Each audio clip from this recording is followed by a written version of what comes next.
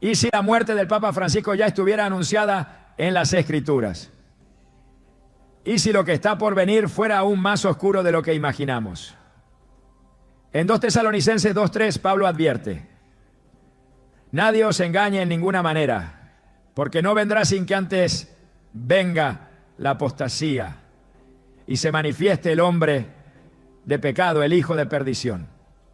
Este versículo, a menudo ignorado, podría ser la clave para entender una profecía que se despliega ante nuestros ojos.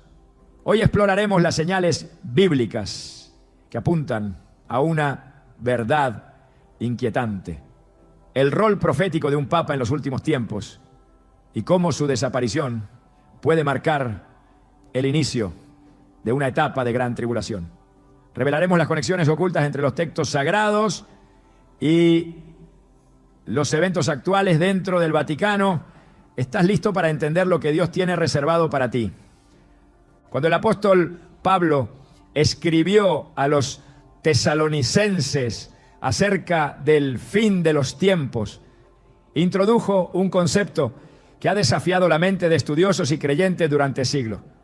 Y ahora vosotros sabéis lo que lo detiene, a fin de que a su debido tiempo se manifieste, porque ya está en acción el misterio de la iniquidad. Solo que hay quien al presente lo detiene hasta que él a su vez sea quitado de en medio. 2 Tesalonicenses 2, 6 a 7. Este versículo enigmático ha sido objeto de debate y oración, pues esconde en su esencia una de las claves más poderosas del desenlace escatológico: el obstáculo que frena la manifestación del hombre de pecado. Algunos lo han identificado como una fuerza espiritual, otros como el Espíritu Santo, actuando a través de la Iglesia. Pero un creciente número de teólogos, estudiosos y creyentes, profundamente comprometidos con la profecía, han comenzado a señalar hacia una figura concreta en el mundo actual: el Papa. Esta hipótesis, lejos de ser una mera teoría conspirativa, cobra vida cuando se observa el peso que el papado ha tenido en el escenario espiritual global. A lo largo de la historia, los pontífices han representado no solo un liderazgo doctrinal, sino también una barrera simbólica y moral contra la expansión del caos espiritual. Desde los primeros siglos del cristianismo, los padres de la Iglesia enseñaban que el catejón, esa fuerza que detiene al anticristo, podría encarnarse en las estructuras de autoridad espiritual y moral que aún contienen el avance total de la maldad. Y si el papado, con todo su peso institucional, moral y simbólico, representa esa contención, entonces la partida de un papa, particularmente en tiempos tan convulsos como los que vivimos, podría desatar un cambio tan profundo como devastador.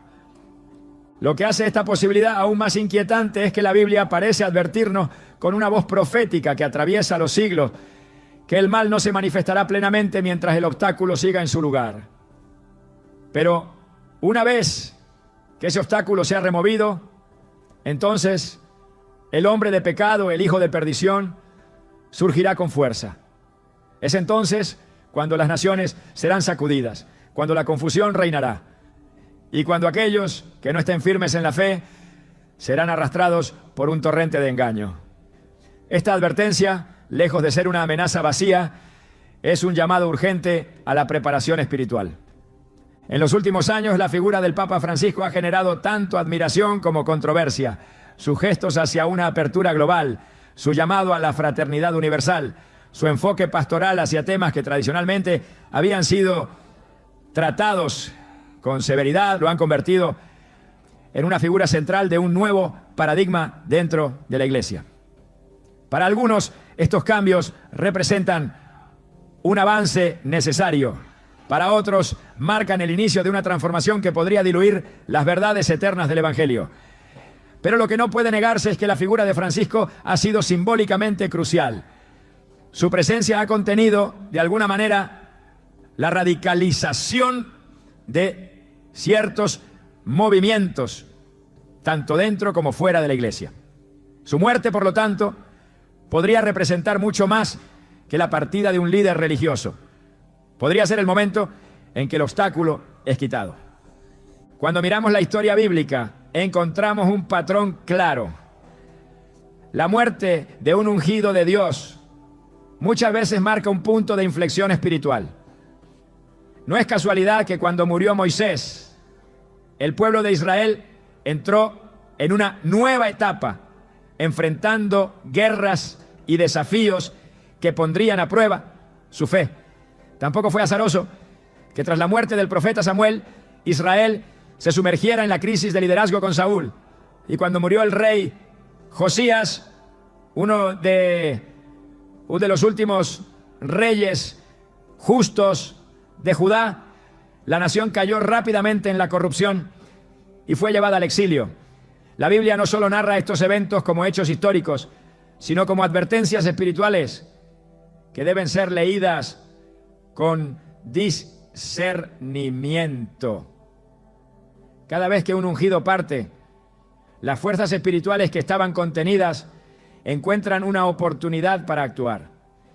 En este contexto, la figura del Papa se convierte en mucho más que un jefe de Estado o un líder eclesial. Se transforma en un símbolo viviente de contención espiritual.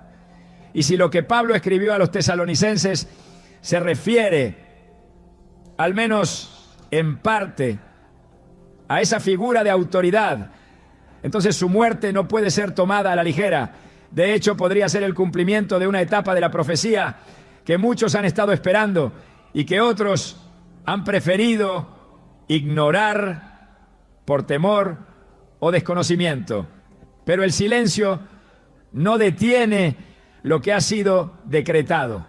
Al hablar de estas cosas no se trata de sembrar miedo, sino de abrir los ojos. Jesús mismo en Mateo 24 advirtió que muchos serían engañados en los últimos tiempos y que las señales serían evidentes para que aquellos que supieran mirar. Dijo: mirad que nadie os engañe, porque vendrán muchos en mi nombre diciendo yo soy el Cristo, y a muchos engañarán. Mateo 24, 4 a 5. En ese mismo capítulo advirtió sobre guerras, rumores de guerras, hambres, pestes y terremotos, todos como principios de dolores. Y luego habló de una tribulación sin precedentes, ¿no? Donde el amor de muchos se enfriará y donde solo los que perseveren hasta el fin serán salvos. En ese panorama de tribulación el papel de la iglesia sería vital. Pero si la iglesia misma entra en confusión, si su cabeza visible desaparece y en su lugar surge alguien con una agenda distinta, entonces las ovejas estarán más expuestas que nunca. El profeta Zacarías escribió: hiere al pastor y serán dispersadas las ovejas. Zacarías 13:7. Esta palabra, aunque se aplicó a Jesús en su pasión, también revela un principio espiritual. Cuando se quita el liderazgo, el pueblo queda vulnerable. Y si esa vulnerabilidad es aprovechada por el enemigo, el caos es inevitable. Hoy el mundo entero se encuentra en una encrucijada espiritual. Las guerras se intensifican, la tecnología avanza más rápido que la moral. Y los valores bíblicos son ridiculizados por una cultura que ha sustituido la verdad por la emoción. En medio de este escenario, la figura del Papa aún actúa como una presencia que frena ciertos excesos. Pero ¿qué pasará cuando ya no esté? ¿Qué fuerzas se desatarán? ¿Qué doctrinas serán promovidas desde lo más alto? ¿Será este el momento que las Escrituras anticipaban? El Apocalipsis describe un tiempo en el que dos bestias dominarán la escena mundial, una política y una religiosa.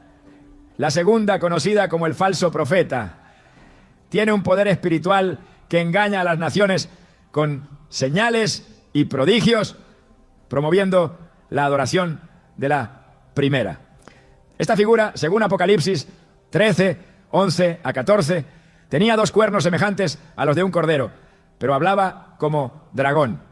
Este símbolo apunta a una figura aparentemente piadosa, con apariencia de mansedumbre, pero con palabras inspiradas por el enemigo. Si la cabeza visible de la iglesia desaparece, ¿podría surgir alguien que cumpla con esta descripción? La posibilidad es real, la profecía no está sujeta a los límites de nuestra comodidad. Y muchas veces los tiempos de cumplimiento llegan cuando menos lo esperamos. Jesús dijo que el Hijo del Hombre vendría como ladrón en la noche. No porque quiera sorprendernos, sino porque muchos estarán dormidos. En primera, a los tesalonicenses 5:6 se nos exhorta. Por tanto, no durmamos como los demás, sino velemos y seamos sobrios. Esta es la actitud que debemos asumir. No una de temor paralizante, sino de vigilancia activa. Estar alertas, entendiendo los tiempos, discerniendo las señales y sobre todo permaneciendo firmes en la palabra. Cuando Juan escribió el Apocalipsis, lo hizo bajo una visión que no solo revelaba el fin, sino también la victoria final de los que perseveran. A lo largo del libro se repite una frase clave: el que tiene oído, oiga lo que el Espíritu dice a las iglesias. Esa frase no es decorativa, es una advertencia, porque hay una voz hablando, pero pocos la escuchan. Y esa voz está alertando que el tiempo de la gran confrontación espiritual se acerca, que el escenario se está preparando, que las piezas se están moviendo. La muerte de un papa podría parecer un evento normal dentro del flujo de la historia, pero cuando se observa desde una perspectiva espiritual, con los ojos de la profecía, puede ser vista como el retiro del obstáculo, la señal que antecede a la revelación del hijo de perdición. Este no será un momento cualquiera, será el comienzo de un cambio global, de un reordenamiento espiritual, donde la confusión será promovida como iluminación y donde lo profano será exaltado como nuevo evangelio. El enemigo no se presenta con cuernos visibles, se disfraza como ángel de luz. Por eso cada creyente debe comenzar a prepararse hoy, a cimentarse en la palabra, a buscar la guía del Espíritu, a fortalecer su fe, no en instituciones humanas, sino en el Dios vivo. Porque cuando el obstáculo sea removido, solo quedarán firmes aquellos que hayan edificado su casa sobre la roca. Jesús dijo: cualquiera pues que me oye estas palabras y las hace, le compararé a un hombre prudente que edificó su casa sobre la roca. Mateo 7:24. Y esa roca es Cristo. Esa es la única garantía ante los tiempos oscuros que se avecinan. Cuando el siervo de Dios muere, el cielo permanece en silencio por un instante, pero en la tierra algo siempre cambia. El pueblo que había sido guiado por su presencia queda expuesto, y una nueva etapa, muchas veces marcada por el juicio o la confrontación, se abre paso. Esta no es una idea simbólica ni una interpretación forzada, es un patrón bíblico repetido desde los primeros libros hasta los relatos proféticos. Cada vez que el Señor permite la muerte de uno de sus ungidos, es porque se avecina una transición espiritual de gran magnitud. Y cuando esa muerte ocurre en un tiempo de apostasía, idolatría o confusión generalizada, lo que viene no es restauración inmediata, sino purificación a través del quebranto. La Biblia no esconde este principio, más bien lo expone con crudeza para que el corazón del creyente permanezca alerta y sensible a los tiempos. Moisés murió en el monte Nebo, a la vista de la tierra prometida, pero sin entrar en ella. Su partida no solo significó el fin de una generación, representó el final de una cobertura espiritual que durante décadas había sostenido al pueblo. Tras su muerte, Israel quedó bajo el liderazgo de Josué, un hombre fiel, pero cuya entrada a Canaán implicó guerras, conquistas y conflictos prolongados. La tierra no fue entregada en paz. Fue ganada con esfuerzo, porque el tiempo del desierto, aunque duro, también había sido tiempo de provisión divina, diaria, de protección sobrenatural, de dirección clara por medio del ungido de Dios. En el primer libro de Samuel, la muerte del profeta marca otro momento de tensión espiritual. Samuel no solo había sido juez, sino también intercesor, consejero y vínculo entre Dios y el pueblo. Tras su muerte, el caos moral y espiritual en Israel se intensificó. Saúl, que ya había comenzado a desviarse, se precipitó aún más hacia la desobediencia total. Consultó a una adivina, perdió el favor de Dios y abrió la puerta a una secuencia de tragedias que afectaron a toda la nación. La ausencia del profeta permitió que los enemigos espirituales se manifestaran con mayor libertad. El pueblo quedó a la deriva y la batalla contra los filisteos, que parecía una simple guerra más, terminó con la muerte del rey y la deshonra del ejército. La muerte de Samuel fue más que el final de una vida. Fue el inicio de una etapa de exposición y juicio. Lo mismo sucedió cuando murió el rey Josías. Durante su reinado hubo una reforma espiritual. El libro de la ley fue hallado en el templo. Se restauró el culto verdadero. Y por un breve periodo Judá pareció volver su corazón a Dios. Pero su muerte fue repentina. Fue herido en batalla y no vivió para ver las consecuencias de la rebelión que aún se escondía en los corazones del pueblo. Inmediatamente después, los reyes que le siguieron no anduvieron en los caminos del Señor. Y así, Judá cayó, fue sitiada, destruida, y su pueblo llevado cautivo. La muerte de Josías, aunque dolorosa, no fue arbitraria. Fue el punto de quiebre que separó el tiempo de gracia extendida de la hora del juicio inminente. Estos patrones no están ahí para adornar la narrativa bíblica, sino para advertir al lector espiritual. Dios obra por principios, y cuando un líder justo muere en tiempos de corrupción, el juicio no tarda. El cielo registra la falta de reverencia, el abandono de la verdad, el desprecio por las advertencias, y entonces se retira el manto de protección que hasta ese momento sostenía al pueblo. No se trata de castigos impulsivos, sino de una respuesta justa ante una rebeldía sostenida. En cada caso, Dios había hablado antes, había corregido, había enviado señales, pero cuando el corazón del pueblo se endurece y el ungido parte, el juicio se activa. Cuando analizamos este patrón a la luz de los tiempos actuales, no podemos evitar la pregunta: ¿qué pasará si el Papa Francisco muere en medio de la crisis doctrinal y espiritual más profunda que ha enfrentado la Iglesia en siglos? ¿No sería su muerte el eco de aquellos episodios bíblicos en los que el retiro de un líder marcaba el fin de una etapa de contención espiritual? Aún más preocupante es el hecho de que, como en los tiempos de Josías, muchos hoy creen que están viviendo un tiempo de renovación, cuando en realidad la raíz de la apostasía sigue intacta. Se celebra la tolerancia, se glorifica la inclusión desprovista de verdad, se mezcla la fe con filosofías ajenas al Evangelio y se reinterpreta la moral divina como si fuera moldeable al espíritu del tiempo. Si el Papa, siendo aún un símbolo de unidad para millones de creyentes, parte sin que haya un arrepentimiento colectivo, entonces lo que viene no será paz ni reforma, sino una aceleración del juicio.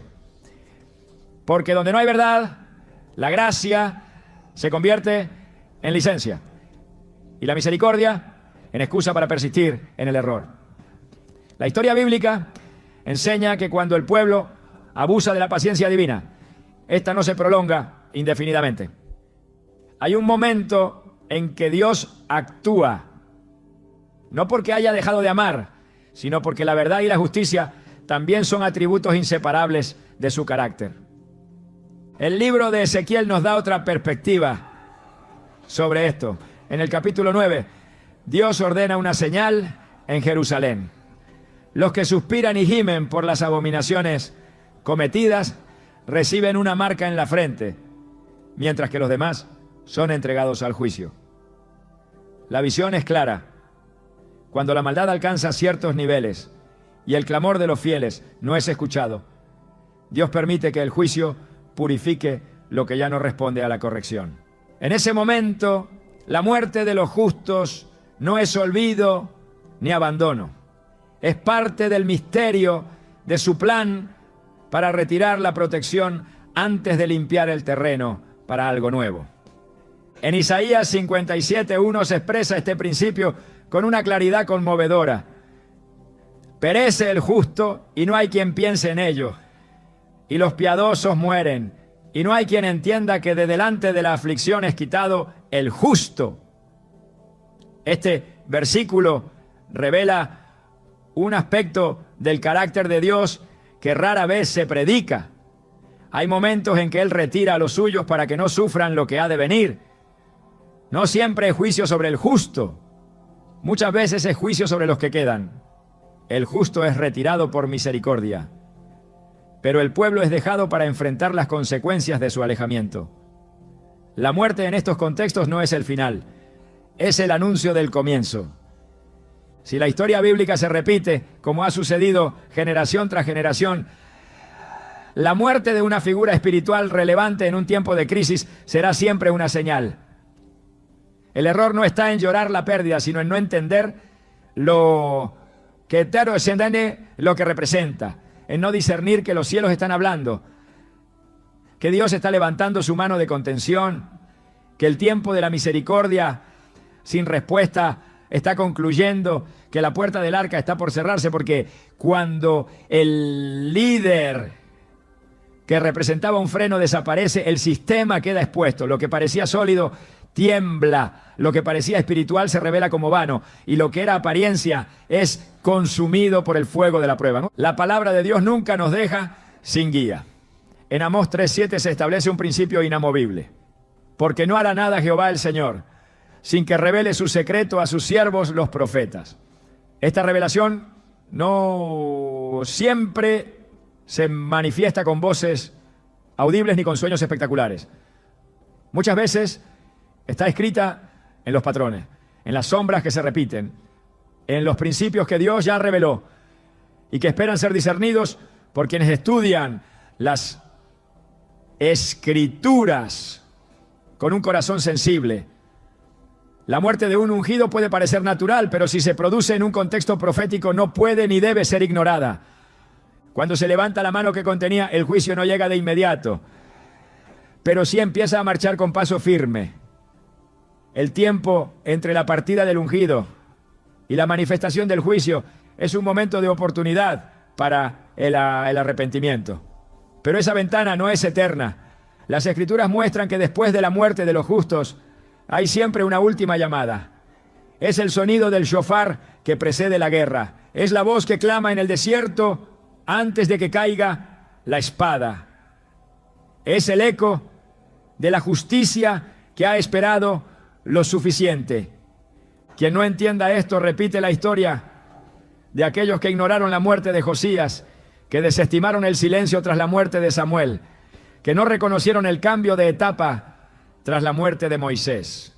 Hoy, el pueblo de Dios está siendo llamado a abrir los ojos, a discernir no con lógica humana, sino con sabiduría espiritual, a ver la muerte no solo como el fin de una vida, sino como la retirada de una cobertura, a interpretar los hechos no según la opinión popular, sino según la palabra eterna. La Biblia no está cerrada al entendimiento.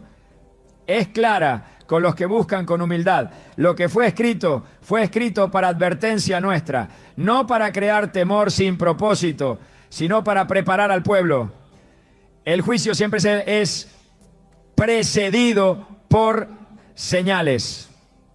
Y cuando el último ungido es retirado, la señal ha sido dada.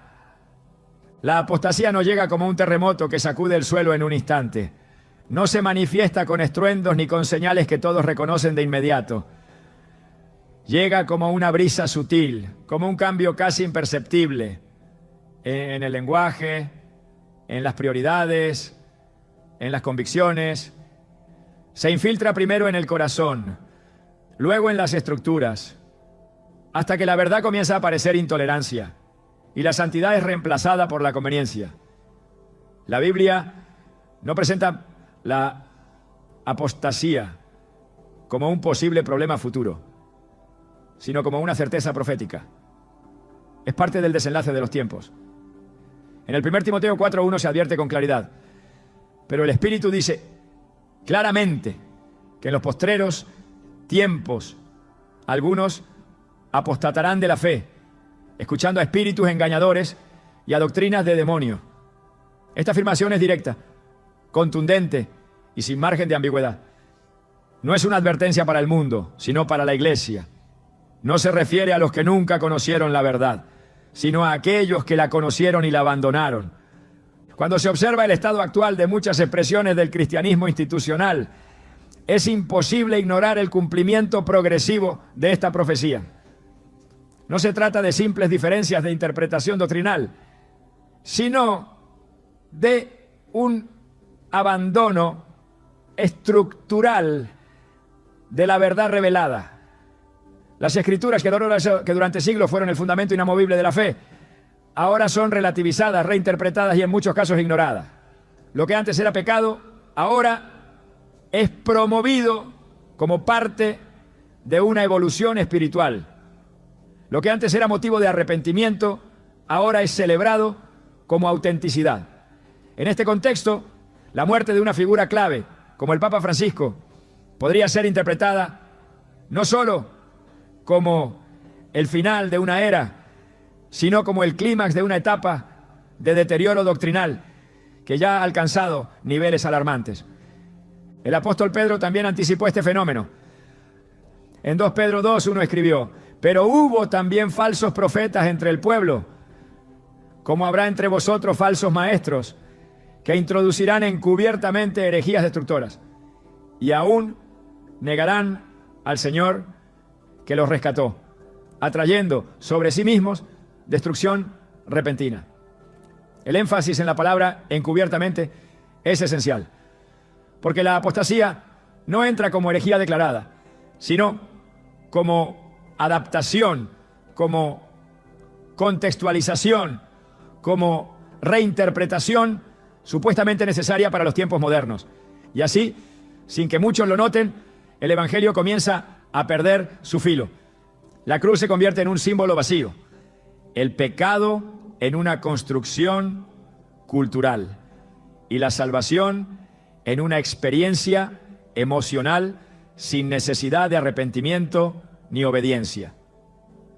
En muchas regiones, especialmente donde la tradición cristiana ha sido fuerte por siglos, el lenguaje de la fe se mantiene, pero el contenido ha cambiado. Se habla de amor, pero se ignora su definición bíblica. Se proclama unidad, pero se rechaza la santidad. Se predica inclusión, pero se oculta la verdad. Estas distorsiones no son simples desviaciones, sino señales del espíritu de engaño que la Escritura describe como operante en los últimos tiempos. En 2 Tesalonicenses 2, Pablo declara: por esto Dios les envía un poder engañoso para que crean la mentira, a fin de que sean condenados todos los que no creyeron a la verdad, sino que se complacieron en la injusticia. Esta es una de las advertencias más severas del Nuevo Testamento. No se trata simplemente de error humano, sino de juicio divino sobre una generación que prefirió el engaño a la verdad. La apostasía no solo cambia las palabras, también altera la percepción de la autoridad. En muchos sectores de la Iglesia, la autoridad de la Escritura ha sido sustituida por la autoridad de la opinión pública, de los movimientos sociales, de la psicología secular o de las resoluciones de comités eclesiásticos. Cuando la voz de Dios es reemplazada por el consenso humano, el colapso espiritual es inevitable. Ya no se busca agradar a aquel que nos llamó, sino adaptarse a los que demandan una fe sin confrontación, sin sacrificio, sin compromiso. Esta es la fe diluida de los últimos días, una forma de piedad que niega su poder, como lo señala 2 Timoteo 3:5.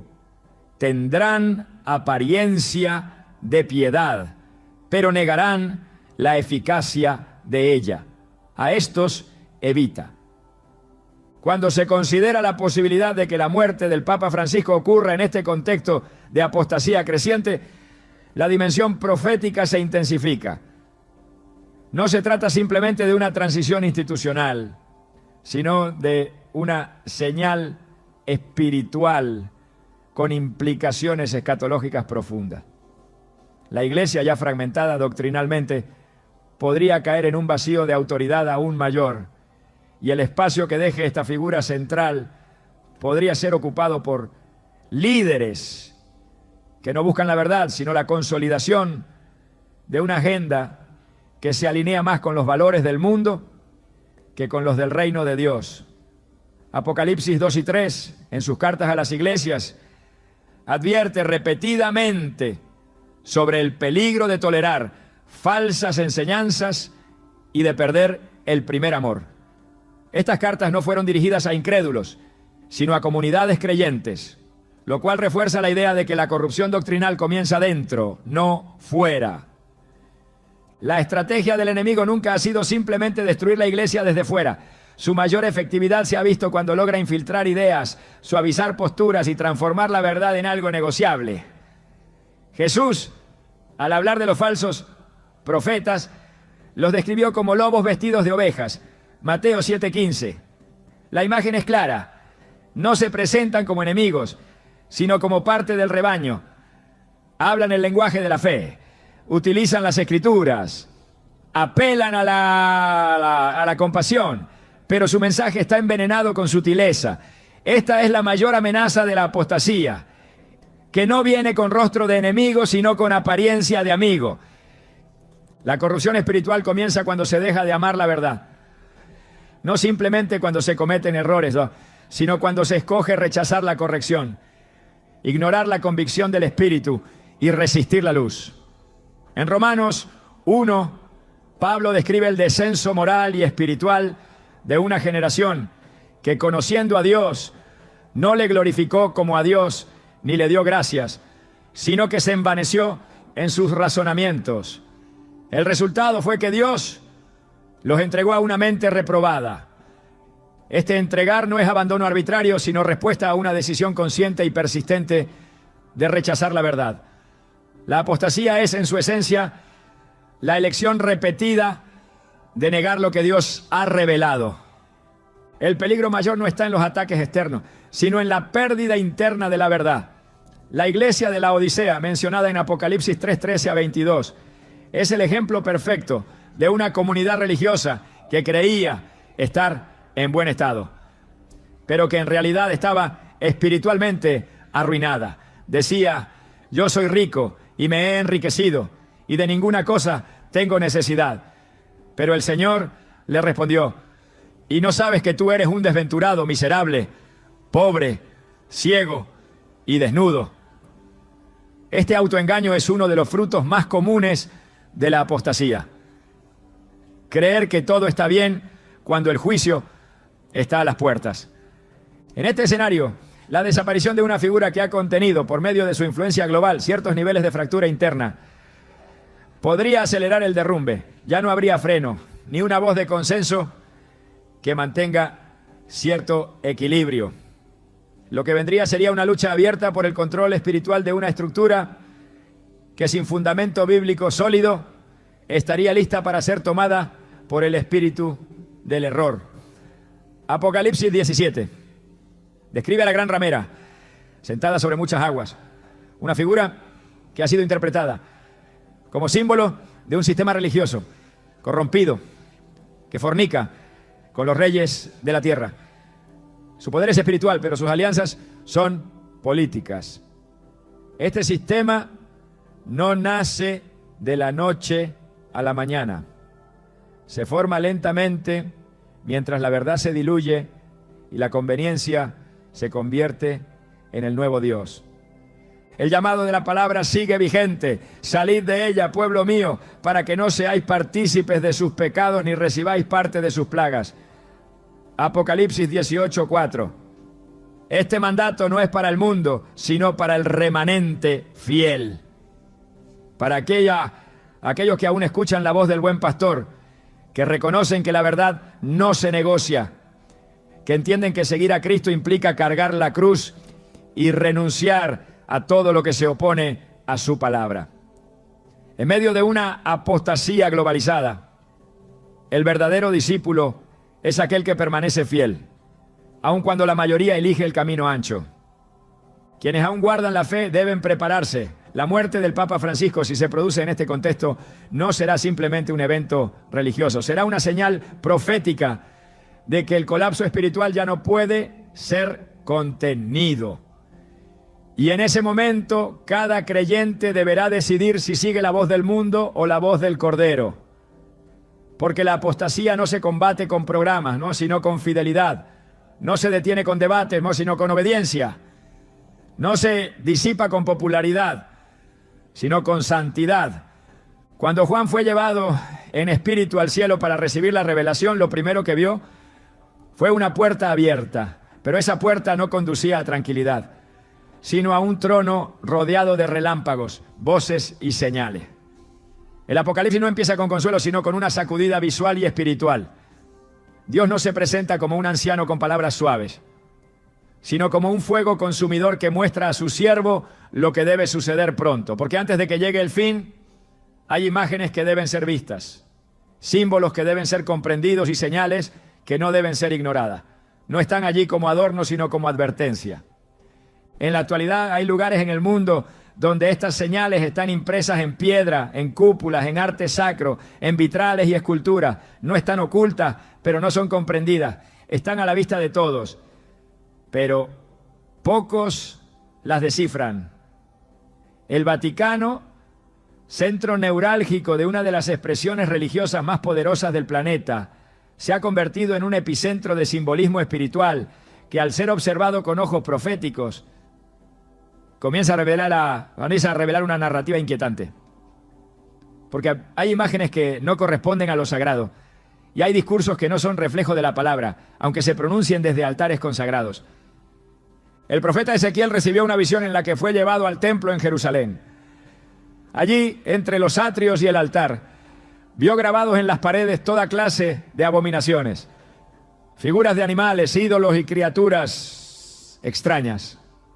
Hijo de hombre, ¿ves lo que hacen?, le preguntó el Señor, y luego lo llevó más adentro. En cada nivel la corrupción era más profunda, no era una ciudad pagana, era el templo. Y desde allí, desde lo que debía ser santo, se había comenzado a invocar lo profano. Esta escena está en Ezequiel 8 y no fue escrita solo para los israelitas del pasado. Es una advertencia para los tiempos en que el juicio empieza por la casa de Dios. Hoy en la sede, que debería representar pureza, hay imágenes que reflejan otra cosa, figuras mitológicas en espacios que deberían exaltar a Cristo, estatuas cuya iconografía se aparta del mensaje del Evangelio, arte que, lejos de conducir al arrepentimiento, confunde los límites entre lo divino y lo pagano. La serpiente que se enrosca en estructuras, el trono en forma de figura demoníaca detrás del altar papal, el simbolismo solar eclipsando el crucifijo. Todo esto ha sido documentado, no como invento de mentes conspirativas, sino como hechos observables por cualquiera que cruce esos pasillos. La pregunta no es si están allí, sino por qué están allí y qué representan en el contexto espiritual actual. El libro del Apocalipsis presenta un cuadro claro. Cuando la bestia se manifiesta, no lo hace sola.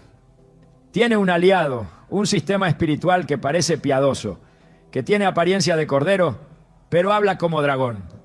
Esta figura, conocida como el falso profeta, realiza señales y prodigios, pero su propósito es desviar la adoración hacia lo que no es Dios. Y en ese proceso utiliza símbolos. No aparece con violencia directa, sino con seducción espiritual. Porque el lenguaje de las imágenes tiene un poder más profundo que las palabras. Las imágenes imprimen significado. Las formas comunican teología. Lo que se tolera visualmente se termina aceptando espiritualmente. En muchas ocasiones los fieles se preguntan cómo será el fin. Imaginan persecuciones, guerras, terremotos, desastres naturales. pero olvidan que la primera gran señal del juicio es la confusión dentro del templo. El lugar santo, siendo contaminado por símbolos ajenos. El altar perdiendo su centralidad, el mensaje desviándose hacia filosofías huecas. Pablo lo advirtió en Colosenses 2:8. Mirad que nadie os engañe por medio de filosofías y huecas sutilezas, según las tradiciones de los hombres, conforme a los rudimentos del mundo y no según Cristo. Cuando estas tradiciones se imprimen en piedra, en mármol, en bronce y oro, el mensaje ya no es implícito, es visible, permanente, institucional. No se trata de acusar edificios, sino de reconocer cuándo el contenido de lo que se representa ya no es congruente con la verdad que fue revelada. El arte sacro fue alguna vez un reflejo de adoración. Hoy, en muchos espacios, se ha convertido en vehículo de sincretismo. Cuando se colocan ídolos de fertilidad en medio de ceremonias, cuando se bendicen elementos que provienen de culturas que rinden culto a otras deidades, cuando se reemplaza el altar por plataformas donde lo central ya no es Cristo, sino la imagen de una institución, algo ha cambiado profundamente. Y cuando eso ocurre en la sede de la autoridad religiosa más visible del planeta, la implicación es profética. Jesús advirtió que en los últimos tiempos habría señales en el cielo, en la tierra y en el templo. Dijo que habría abominación desoladora en el lugar santo. Y esa frase, tomada del profeta Daniel, no habla de destrucción física solamente, sino de ocupación espiritual.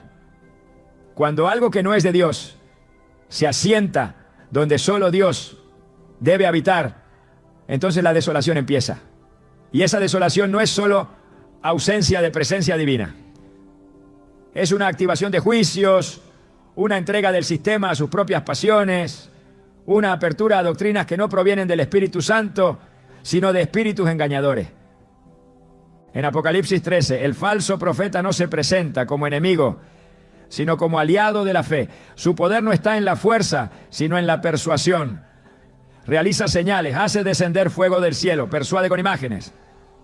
Su misión es desviar la adoración del Cordero hacia la bestia. Esta transferencia de enfoque no sucede con violencia, sino con belleza distorsionada.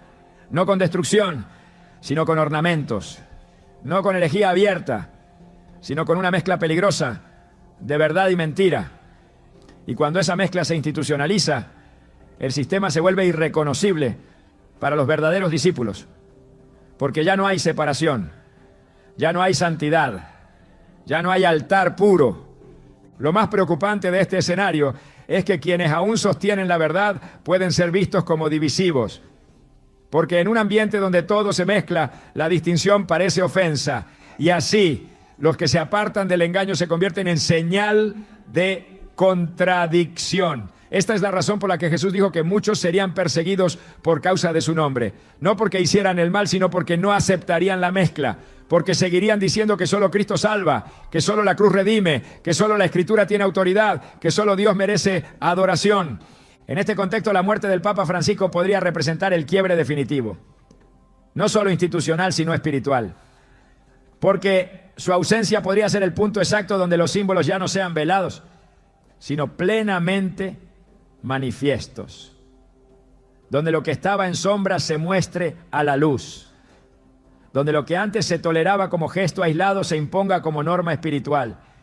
Y si eso ocurre, no será un cambio cualquiera, será una señal, una activación, una revelación. En la visión de Juan, el ángel que mostraba las cosas por venir le dijo: estas palabras son fieles y verdaderas, y el Señor, el Dios de los espíritus de los profetas, ha enviado su ángel para mostrar a sus siervos las cosas que deben suceder pronto. Apocalipsis 22, 2-6. El tiempo no es lineal en el lenguaje profético, es progresivo, acumulativo, revelador. Cada símbolo, cada estructura, cada imagen que se asienta en el templo y que no glorifica al Hijo, suma al juicio que se aproxima. No hay neutralidad en el altar. Cada centímetro de espacio que no honra a Cristo se convierte en plataforma para el error. La iglesia verdadera no necesita templos adornados con gloria humana, sino corazones consagrados en santidad. No necesita vitrales que oculten la luz, sino lámparas que ardan con aceite verdadero. No necesita tronos tallados, sino cruz resucitada. Porque donde el símbolo reemplaza la esencia, el culto se vuelve ritual sin vida. Y donde el arte desplaza la palabra, la fe muere y deja espacio a la idolatría disfrazada de piedad. Por esta razón, el discernimiento espiritual es más urgente que nunca. No todo lo que brilla es luz.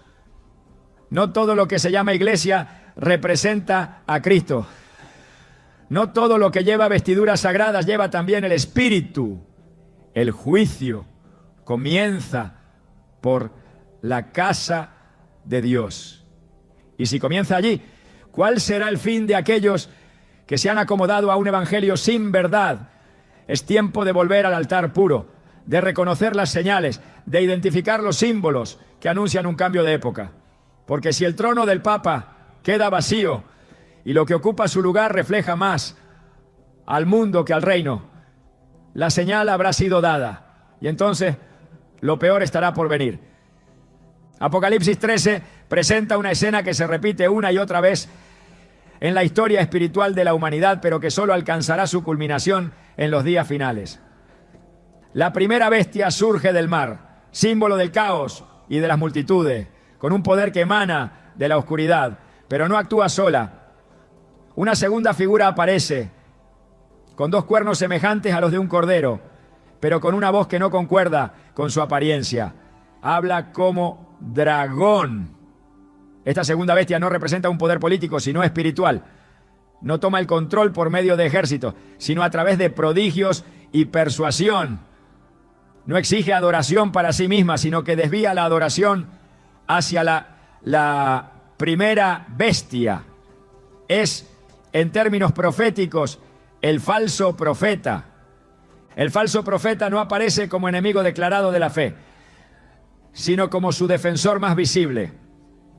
Su trampa no está en lo que ataca, sino en lo que permite. Su poder no reside en la fuerza de su imposición, sino en la sutileza de su aprobación. Hace grandes señales, incluso fuego desciende del cielo para que las multitudes crean que lo que se presenta como divino en realidad lo es. Pero detrás de cada acto, de cada palabra, de cada milagro, hay una agenda, una agenda. Establecer un sistema religioso mundial que respalde el poder de la primera bestia. Y este sistema no nacerá de la nada. Se levantará sobre una estructura ya existente. Una institución que tenga alcance, autoridad y credibilidad global. En la actualidad no existe otro organismo religioso con la influencia, la tradición y el poder espiritual y político del Vaticano. Por eso, la posible muerte del Papa Francisco no sería simplemente el cierre de un pontificado, sino la apertura de una puerta para algo mucho más trascendental. En ese vacío de liderazgo, lo que surja podría no ser simplemente un sucesor, sino una figura que encarne esa transformación profética anunciada por las Escrituras. No se necesitaría violencia ni coerción, solo una nueva visión, una apertura más radical, una interpretación más incluyente que termine diluyendo por completo los fundamentos de la fe. Jesús advirtió que en los últimos días habría falsos cristos y falsos profetas que harían grandes señales y prodigios, de tal manera que engañarían, si fuere posible, aún a los escogidos. No fue una advertencia dirigida al mundo secular, sino a los creyentes. Porque el engaño que más destruye no es el que viene desde afuera, sino el que nace desde dentro, el que usa el nombre de Dios, pero distorsiona su carácter, el que invoca la paz, pero ignora la verdad, el que predica el amor, pero olvida la justicia. El falso profeta tendrá el poder de animar a las naciones a hacer una imagen de la bestia. Esta imagen, según Apocalipsis 13, recibe aliento para hablar y hacer que todos adoren, bajo amenaza de muerte. Lo que comienza como una alternativa espiritual termina siendo un instrumento de control global. Y el punto de inflexión es claro. Sin la figura que representa el freno, la contención desaparece. El escenario está preparado para la sustitución. El lugar que ocupaba una voz moderadora puede convertirse en el púlpito del mayor engaño religioso de la historia. El apóstol Pablo ya lo había señalado en su carta a los tesalonicenses. Antes de la venida del Señor, tiene que manifestarse la apostasía y revelarse el hombre de pecado, el hijo de perdición, el cual se opone y se levanta contra todo lo que se llama Dios o es objeto de culto. Pero antes de que ese ser sea revelado, algo lo detiene. Esa contención, ese catejón, ha sido interpretado de múltiples formas. Pero si esa contención tiene rostro, si está representada por una figura visible dentro del sistema eclesial, su muerte marcaría un punto sin retorno. La humanidad no será forzada a aceptar la mentira. Será persuadida, será seducida por discursos de paz, por una espiritualidad global sin distinciones, por una religión que promete unidad sin santidad, aceptación sin transformación.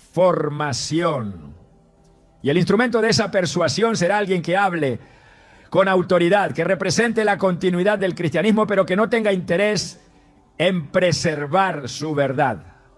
Cuando el falso profeta se manifieste, no vendrá con una nueva religión, sino con una versión modificada de la que ya existe, desprovista de la cruz, sin la necesidad de arrepentimiento, sin obediencia, sin temor de Dios.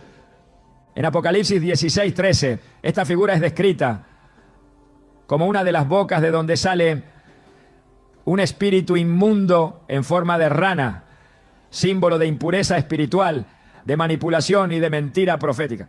Su palabra no edificará, confundirá, no conducirá al arrepentimiento, sino a la complacencia.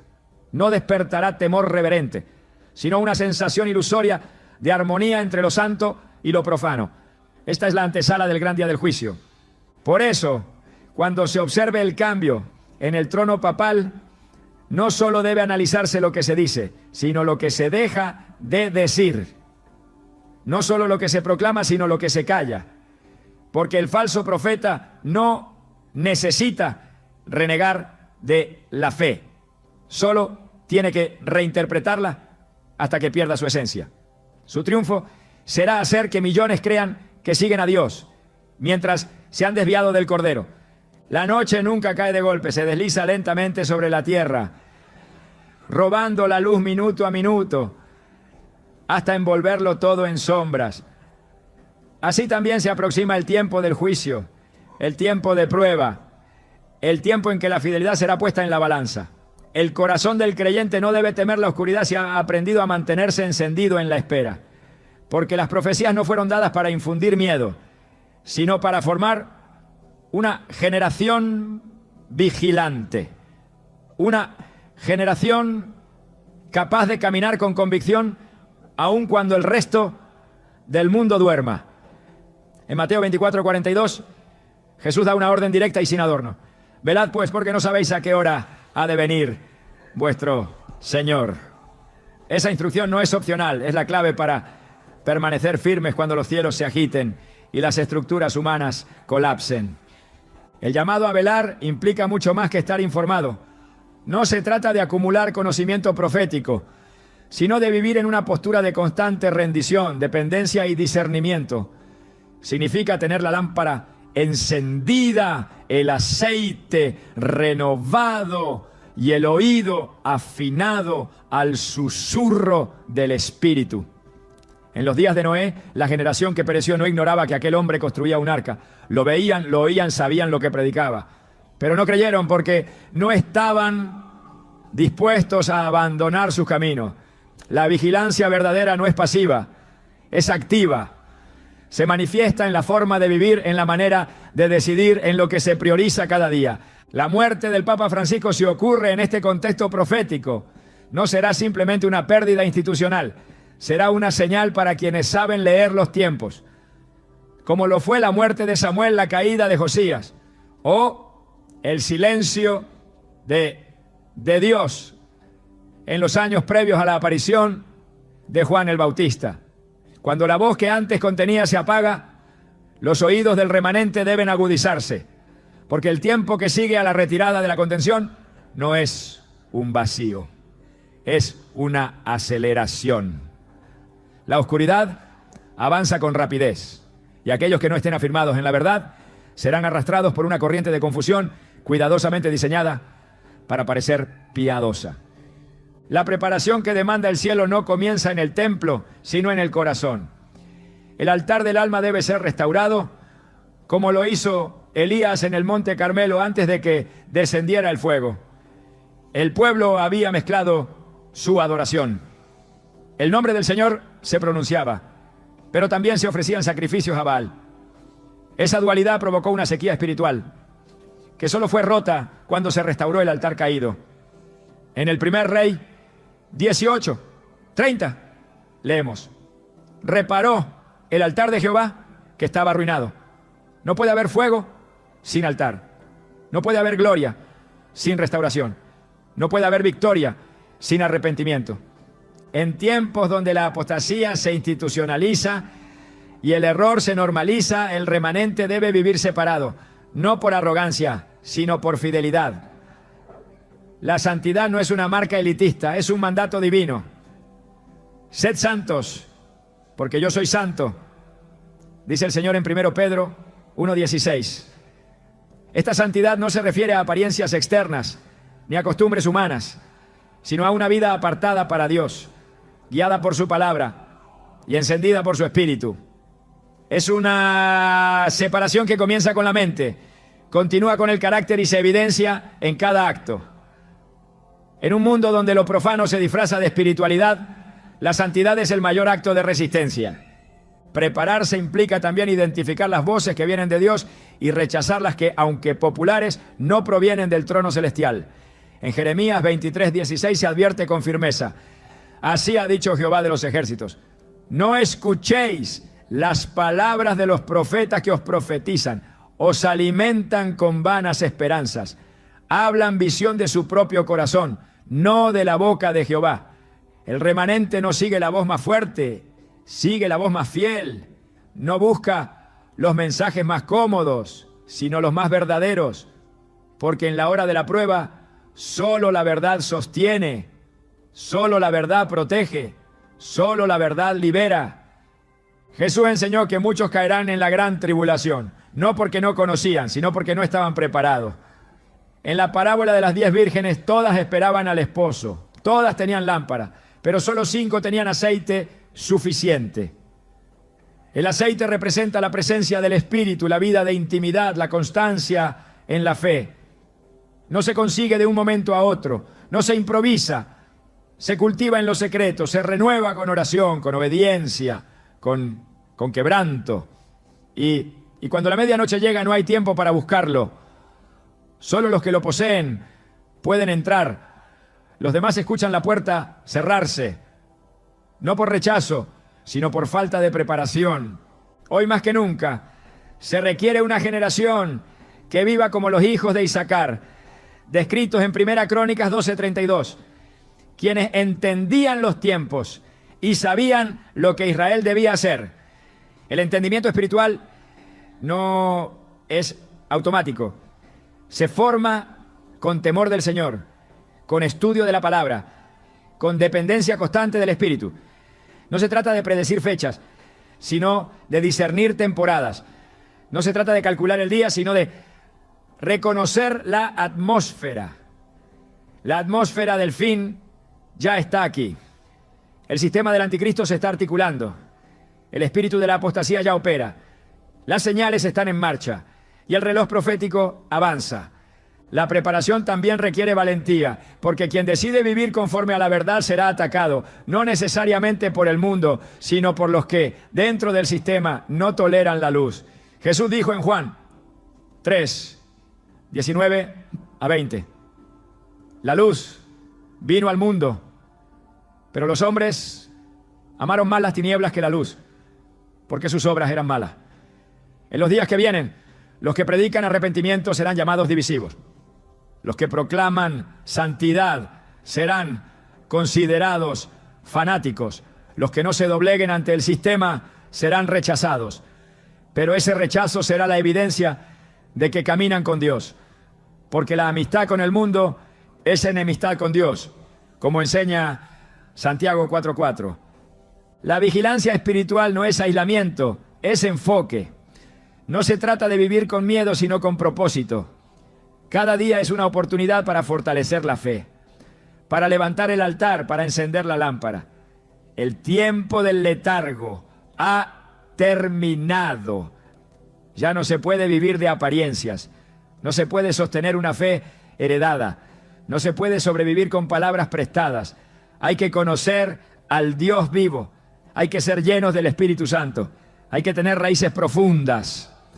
Porque cuando el viento de la prueba sople, solo quedarán en pie los árboles que estén bien plantados. El remanente no es numeroso, pero es influyente. No tiene poder humano, pero sí autoridad espiritual. No busca reconocimiento, pero es reconocido por el cielo. En el Apocalipsis, los que vencen son descritos como aquellos que no amaron sus vidas hasta la muerte y que guardaron los mandamientos de Dios y tienen el testimonio de Jesucristo. Apocalipsis 12:11 y 14:12. Esa es la definición del remanente. Obediencia radical y fidelidad inquebrantable. No por orgullo, sino por amor. No por miedo, sino por convicción. No por costumbre, sino por revelación. La preparación también implica estar despierto cuando el resto duerme. Jesús preguntó en Lucas 18:8, pero cuando venga el Hijo del Hombre, ¿hallará fe en la tierra? Esa pregunta no es retórica, es una advertencia. No todos estarán firmes. No todos resistirán, no todos perseverarán. Por eso la fe debe ser cuidada, alimentada, fortalecida. La fe que vence es la que se ejercita cada día. No se trata de emociones, sino de decisión. De caminar en la verdad cuando nadie más lo hace. De levantar la voz cuando todos callan. De seguir al Cordero donde quiera que va, aunque el camino sea estrecho.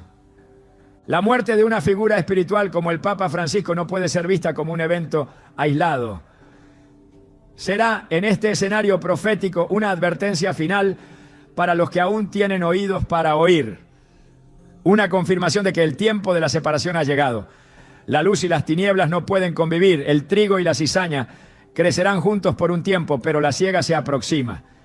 Y en esa siega solo los preparados serán recogidos.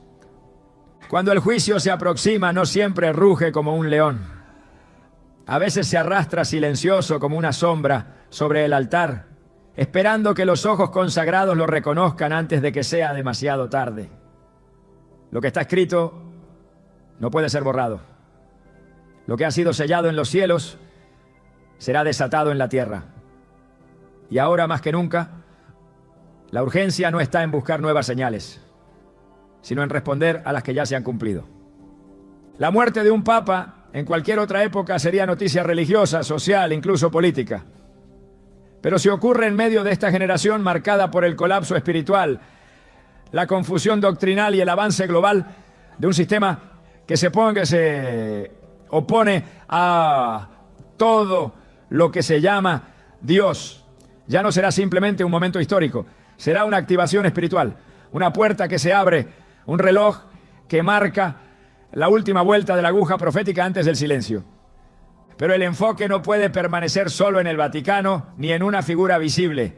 La verdadera cuestión está en el corazón de cada creyente.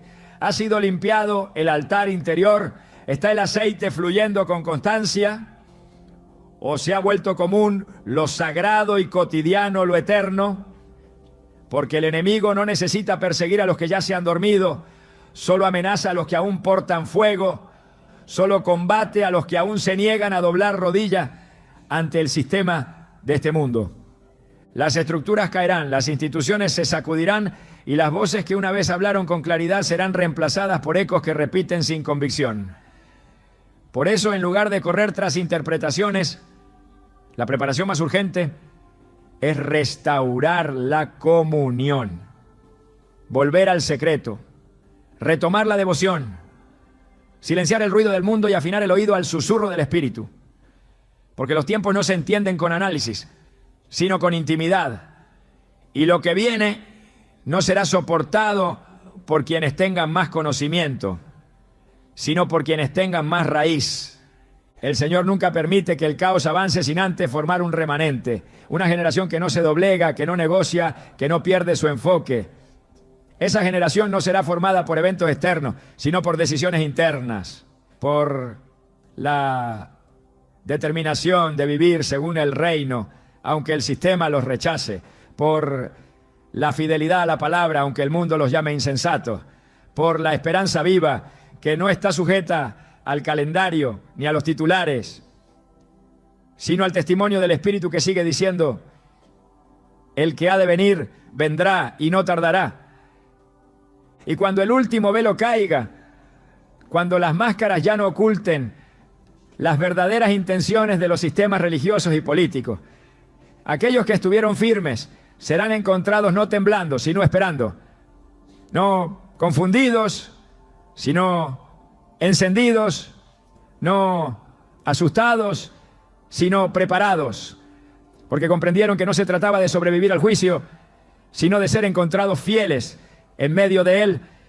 Hoy es el día en que debes decidir en qué altar vas a pararte, en el de los sistemas que se desmoronan o en el de la presencia que nunca cambia, porque la muerte del Papa puede ser la señal que sacuda al mundo, pero tu vida consagrada será la señal que el cielo busca en este tiempo final. ¿Estás listo para que tu fe sea tu refugio, para que tu obediencia sea tu bandera, para que tu vida escondida en Cristo sea la respuesta a lo que el mundo ya no entiende? Entonces no temas, porque el remanente no solo